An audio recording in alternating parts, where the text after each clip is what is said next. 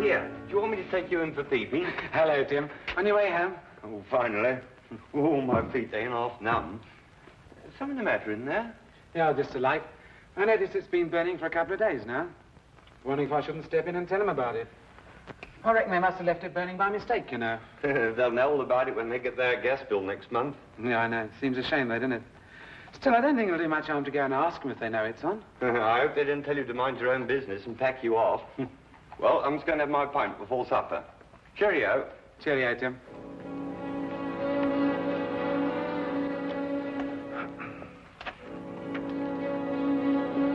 Afternoon, sir.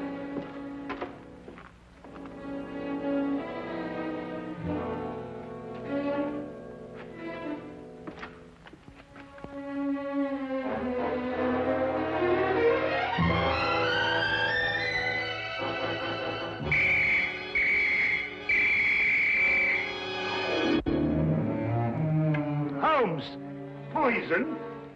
Yes, Watson, Egyptian, as a matter of fact. I'd read about it before, but I'd never worked with it. That's the key pot! Oh, yes, so it is. I'm sorry about that, but there doesn't seem to be anything else empty at the moment. Is nothing immune in this place? Really, Holmes, there must be something else you could have used. Oh, nothing to worry about, Watson. It's perfectly soluble. I'll have the pot washed out and ready for use by the time you come back from Regent's Park. You can save yourself the trouble. That's the last drop I'll ever drink out of that pot.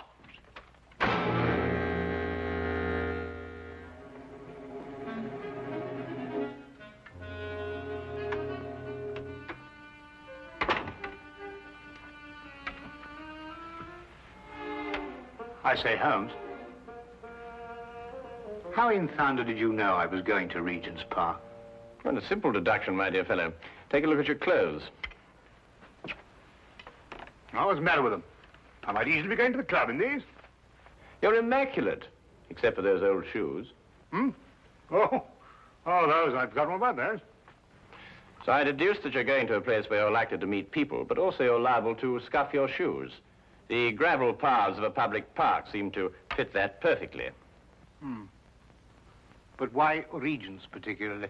We're lunching at 12:30, and since it's now nearly 11, I assume that your choice of parks is limited to the most convenient one, that being Regent's, of course. Simple deduction, really.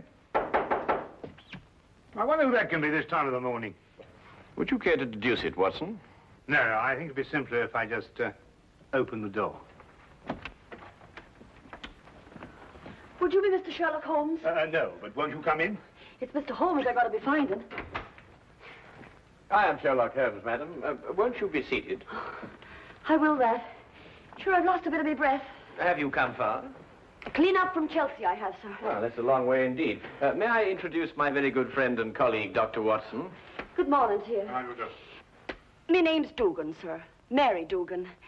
No doubt you find it a bit odd having a stranger burst upon you in the height of the morning like this, but I've come from a house black with sorrow to ask your help.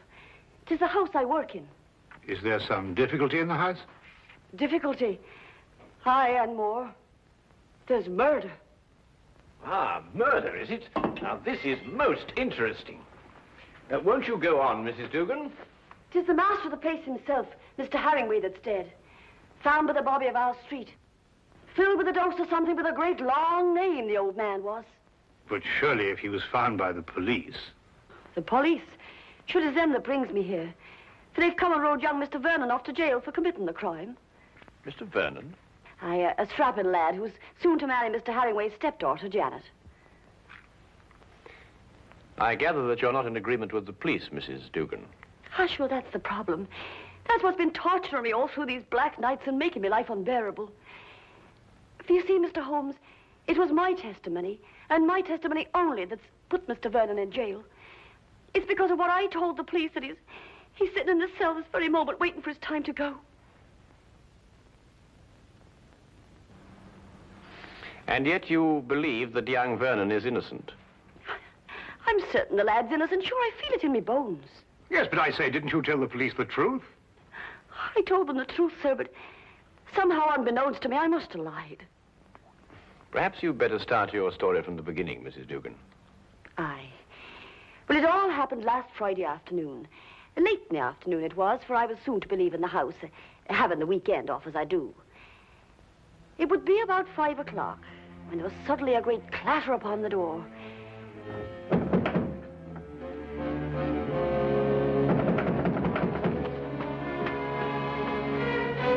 Hello, Mrs. Dugan. Oh, good afternoon to you, Mr. Vernon. Mr. Herringway asked to see me. Is he in his usual ugly mood?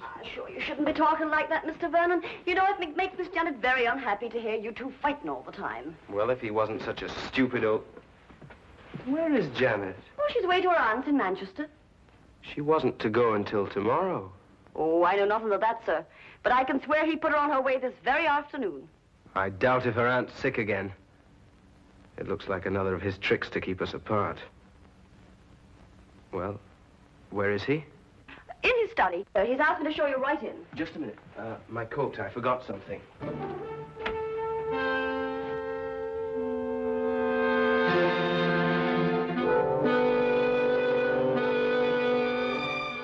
All right. Come in. Mr. Vernon, sir. Would that be all? No, Mrs. Dugan. I want you to remain. Remain, sir.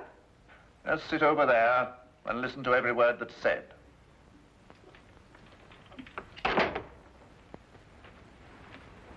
What is this? What have you got in your mind now? Young man, I have a very simple offer to make. And I want Mrs. Dugan here to be witness to it. Well, what kind of offer? I'll give you £1,000 to clear out of Janet's life. You must be out of your mind. On the contrary. Only a fool would refuse such beneficence. You disgust me. Your tastes don't interest me. I want only to rid you from Janet's life. Stay right here. I intend to finish. I happen to be in love with Janet. But I could hardly expect you to understand a thing like that. £1,000 is a lot of money. And for you, probably more than you'll ever have the rest of your life. Think of it. £1,000 just for clearing out. When I clear out, as you put it, I'm going to take Janet with me. I warn you, this is your only chance to gain anything. You must always win, mustn't you? Every little thing has to be your way. Even if it means destroying your daughter's happiness. I'm not interfering with her happiness. I only want to cleanse her life of a bit of trash. You may have had her under your fist all her life, but she'll break away now. No matter what you do, Janet's going to marry me. Mr. Herringway! Medicine. My medicine in the cupboard in the next room. I'll get it. Green bottle on shelf.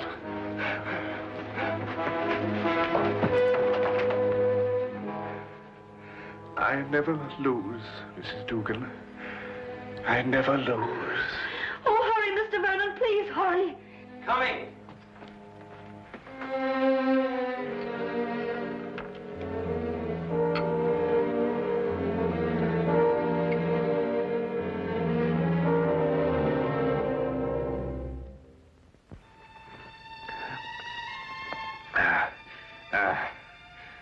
Thank you. Feel much better. Well, there's no need to stare. I'm all right. Now get out of here.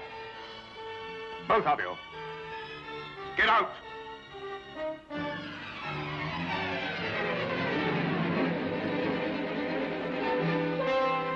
Get out.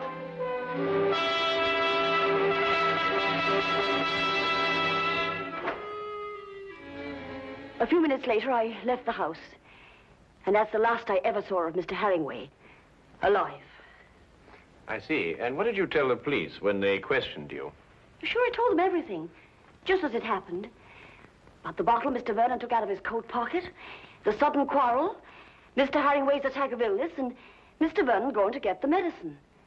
And this was sufficient to have young Vernon remanded on a charge of murder? Aye, for the police informed me that it was the medicine, the very medicine that I saw Mr. Vernon give Mr. Herringway, that killed the poor old man. They say that poison was put into the medicine. Yes, but look here, that certainly seems to point towards the young man. When he went to obtain the medicine, he apparently slipped in the lethal dose. It seems that way, sir. But in my heart, I can't bring myself to believe it of him. That Inspector Lestrade, though, he won't believe another thing else. Lestrade, eh? He's the policeman who seems to be in charge of it all. Indeed. Inspector Lestrade, you hear that, Watson? We must go round and see him. Well, if you think it'll help. Aye. And 1,000 blessings on the pair of you. I don't know what we can promise you, Mrs. Dugan.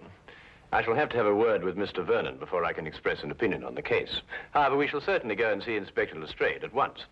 I know it looks dark and all, but I must keep up hope. Well, I must be off. I don't like leaving Miss Janet alone for so long. Naturally, Mrs. Dugan. Well, we'll certainly do our best. Thank you, sir.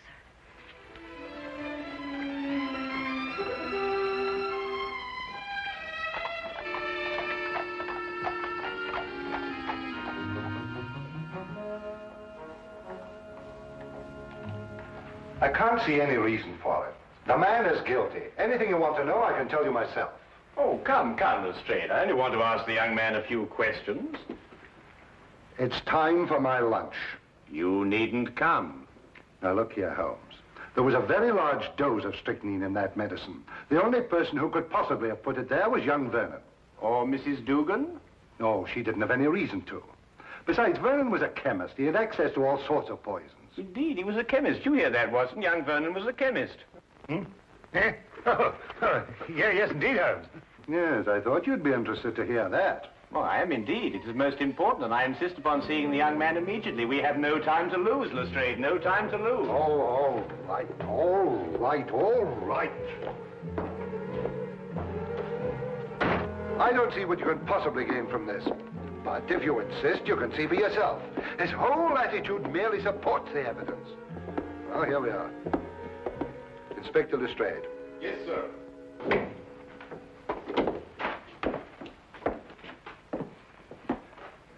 Well now, Vernon.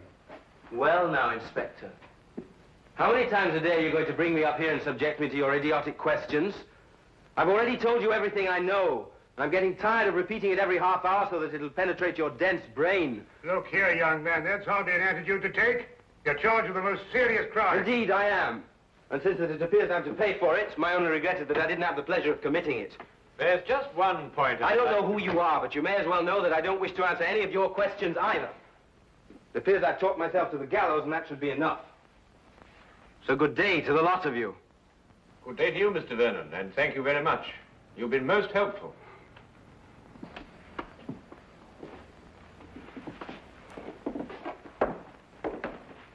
Pertinent young rogue. Oh, very interesting, Lestrade. Take the Baker Street, Holmes. Certainly not, Watson. We have a killer to catch. Killer? Yes. What do you think you were just talking to? A very furious young man, Lestrade. But he's as innocent as Dr. Watson, me, and you. Or perhaps not quite as innocent as you.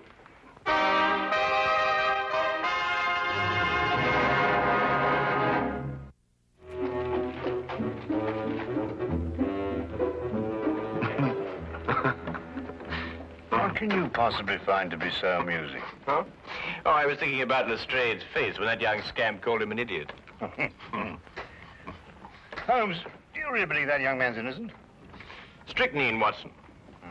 Combined with the fact that young Vernon's a chemist. Tell me, how quickly does strychnine act? Oh, matter of minutes. Half an hour at the most. Exactly. He did not know that the house would be empty when he went to visit old Mr. Herringway. He fully expected that Mrs. Dugan and Janet would be there. Right enough. Mr. Dugan indicated that. All right. Now, would a man with a wide variety of poisons to choose from choose a quick-acting drug, which offered him no chance of an alibi? Or would he be more likely to choose something a little slower, which would allow him ample time to be miles away at the time of death? Yes, I follow your reasoning, Holmes, but surely you don't accept that as conclusive. Oh, I didn't, until I spoke to young Vernon. But, well, you didn't learn anything from him, did you? Ah, here's the mortuary. Shall we go and have a close look at the victim, Watson?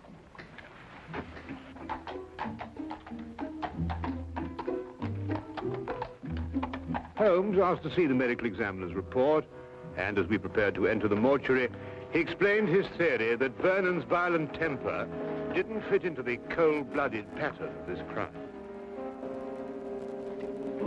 A particular sort of fellow, our friend Herringway. Oh, why do you say that? Well, notice the well-kept hair, the neatly trimmed moustache. Mm-hmm. Wasn't so particular about his hands, was he? What do you mean, Watson? Well, look, the dirt definitely packed in under those nails, even gone into the cuticles. I say it's a bit incongruous with this perfect manicuring. Yes, especially as this hand's absolutely immaculate.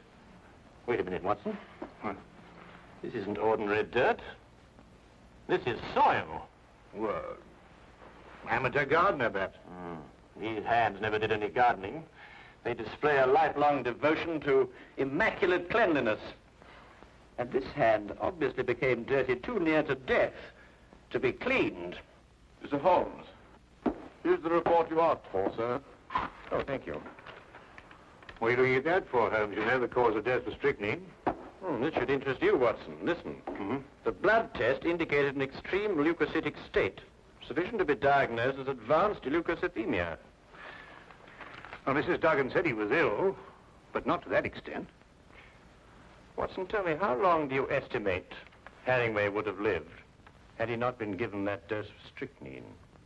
Well, it's difficult to judge with this information, but I'd say, well, certainly under a year. And we are looking for someone who couldn't afford to wait a year. An impatient murderer.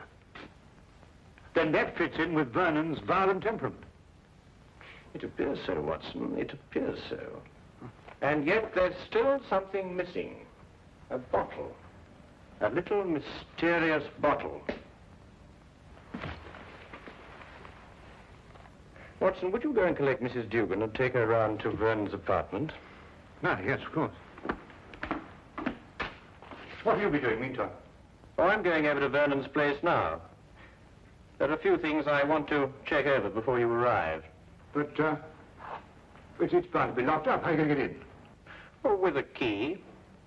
Have you got the key to Vernon's apartment? I hope so.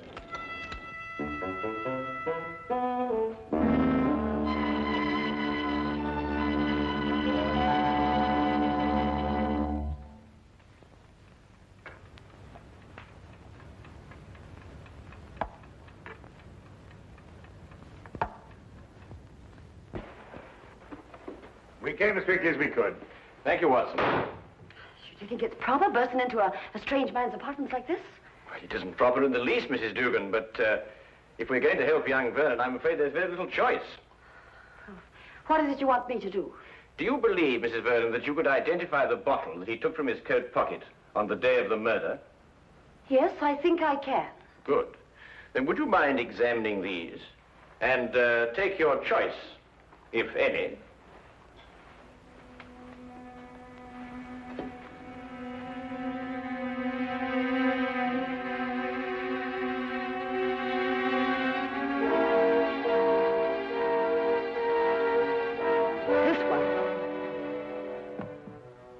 You're certain? I am absolutely certain. Thank you, Mrs. Dugan. Thank you very much.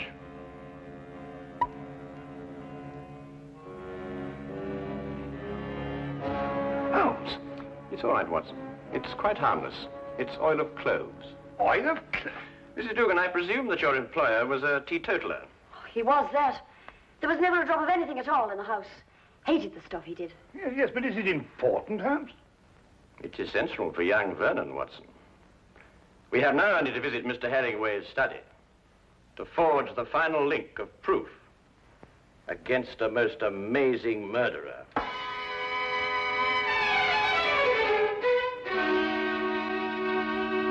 Really, Miss Herringway, I hope you realize that in this case I find myself in a particularly difficult position. But as a police officer, I have no alternative. I must follow the dictates of the law. But Tom didn't do it. He couldn't have done it. It just can't be. Precisely the opinion I expressed to you this morning, Lestrade. Holmes. Miss Janet, this is Mr. Sherlock Holmes, and this here gentleman's Dr. Watson, his friend. It is because of me that they're here. You see, I went to them begging for the help. Help? It was your fiancé's arrest that prompted Mrs. Dugan, I believe. I see. Sit down, please. Well, really, Holmes, why do you persist in this? I've always had the greatest respect for your ability, but in this case, well, you astound me. Oh, now, come along, Lestrade. Well, it's true. Vernon had access to poison. He was here when it was taken. And above all, look at the motive. Just look at the motive. Who else had such a motive? Who else? Inspector, you didn't know my stepfather. He was a tyrant who loved nothing, no one. His whole ambition was power, and his whole pleasure was to rule.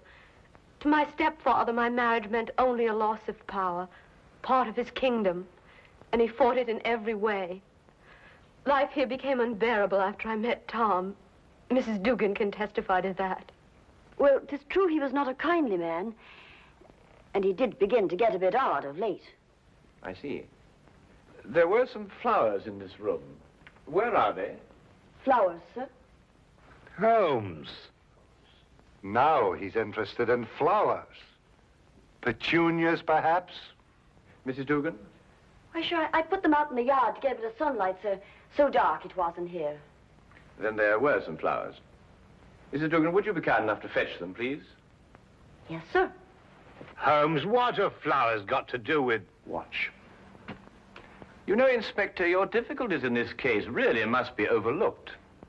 Do you know that you've been deliberately duped? And very cleverly, I might add. I haven't been duped at all. I've got my man. Now, you see, you were looking for a murderer, whereas, of course, there isn't one. First it's petunias. Now there's no murder. There's a body, but no murder. You see, Mr. Herringway committed suicide. There was no indication of suicide whatsoever. No message, nothing. Well, naturally there was no indication of suicide, because it was deliberately planned to look like murder. Are you serious? Completely, Miss Herringway. You see, your stepfather was more of a tyrant than you imagine. Losing you to Vernon meant losing power. And so, first of all, he tried to bully him. Then he tried to bribe him. And when that failed, he tried to kill him. Mr. Herringway tried to kill Vernon? Yes, Watson. By committing suicide in such a way that Vernon would be blamed and executed for Herringway's death. The stage was set, the heart attack was feigned, and Vernon was sent to get the medicine. If Herringway took the poison himself, where did he hide the bottle? Of course, that's right. The poison acted too fast for him to dispose of the container. But he did dispose of the container, Watson. And if my theory is correct, it should be in one of the two flower pots that Mrs. Dugan is holding.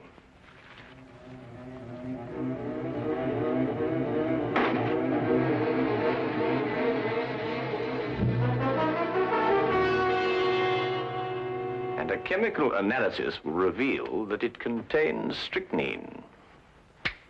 The dirt under the fingernails. Exactly, Watson. And you said it got there close to the time of death? Then Herringway committed suicide. Yes, Lestrade. And Tom is innocent. Go! Go! Simple. Completely. Holmes, you never did explain to me what the oil of clothes was for. Oh, you mean the mysterious little bottle that Vernon removed from his coat pocket? Yes, sir. Oh, it's really quite simple, you know. You see, Vernon stopped at a pub for a few stiff whiskies to brace himself for his interview with Herringway. But the old man was violently opposed to the use of alcohol, so he had to do something to remove the evidence from his breath. Oil of cloves is quite common for that purpose. Ah, I see. Tea? No, none for me. No, I've had some before. My digestion is not quite up to it. Your digestion? Yes, I forgot and mixed our tea with some of that rare Egyptian poison.